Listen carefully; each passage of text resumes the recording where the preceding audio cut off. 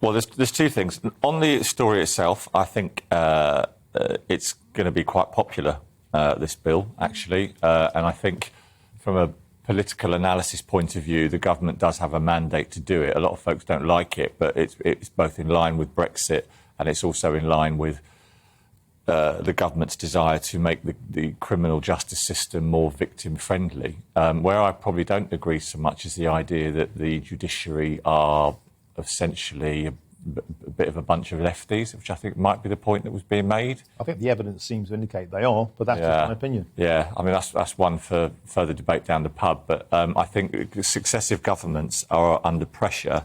There's a general perception that the legal system doesn't do enough for the victims of crime. Successful governments, such as the one under Tony Blair, and this government, which I think could be deemed yet to be successful, is picking up on something I think that's popular. And I think people should oppose it at their peril, because I think a lot of folks will be in favour of this. So you're in favour of this British Bill of Rights? I'm in favour of anything, broadly, yes, that puts victims before criminals. I've got to say, you surprised me. Not that I like to preempt and stereotype. You mustn't stereotype all lefties as being soft on crime. I think it's a real left-wing thing to be. It's not that it's necessarily soft on crime, but there's a lot of people that are very angry about this, and what they're saying is that, you know, this will be an awful attack on human rights. This will be a very bad thing for this country, and are protesting it quite passionately. They very strongly disagree with it, and I have to say, I thought that you might have been one of them. No, I mean, there's a lot of folks, Michelle, who are who don't like this, who think it's quite dictatorial on the part of the government. But